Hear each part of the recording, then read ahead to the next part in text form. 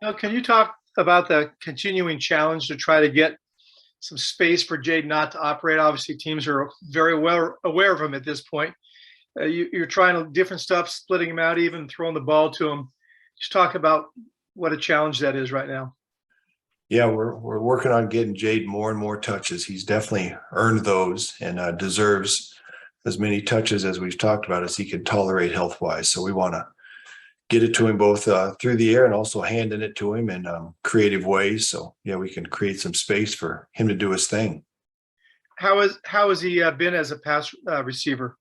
Oh, good. Yeah, really good. He's talented in that department as well, and he can track the ball down the field. But also, yeah, we're excited about his choice routes and his swings and his short to intermediate running back routes as well. What can you do about the fact that it seems like when you give him the ball in the interior, teams are waiting for him? Yeah, I think we can utilize some more misdirection and also a little bit of deception with our schemes. And so we're working long and hard to create more space and more air in the front for him, as you described. How do you think he's holding up as a freshman, playing college ball for the first time? Good. I think he's holding up well. He only knows one speed. When he practices, he's all out. Even in walkthroughs, he's going, and he brings it out onto the field each and every day. Thanks, Bill. Thank you. Here we'll go to Jake Curtis, also from Cal Sports Report. Yeah, Bill, in your experience, is there any traits or ingredients of teams that typically are able to win close games?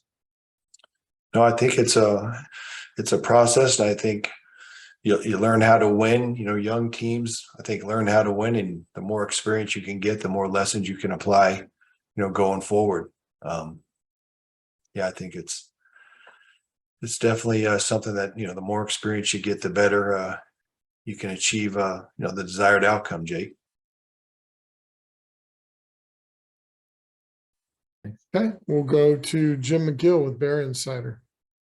Hey, Bill, the first half was maybe one of the least productive halves of the season. What happened to change things in the third quarter where you guys moved the ball so much better? Yeah, I know that we got in a much better rhythm. We received the opening kickoff and got in a rhythm, and guys really took it to heart. There at halftime, we talked about what we've been seeing in the first half, and guys made great adjustments. I love the energy that our guys came out with, and they were ready to hit it and get it, and that was great. We want to bottle that and start games that way moving forward. Also, since Coach Wilcox has been at Cal, the program has seemed to play Oregon really tough, despite Oregon's level of talent. Is that just one of those things that sometimes happens in college sports, or is it a situation where maybe familiarity with the program is helpful to game plan against them well? Any common theme you can put a finger on? I haven't really thought about that too much. As you know, we're really focused on the weakest opponent, their defense. I haven't really looked at that big picture. I mean, my response to that is, since Coach Wilcox has been here at Cal's played everybody really tough. I mean, that's the culture of California football, is to demonstrate grit and play tough and be ultra competitive. Thanks. Here we'll go to Jesse Stewart from Rivals. Hey, Coach. Can you talk about maybe creating offensive identity and what that means for you in particular, and then maybe separately or together with the team?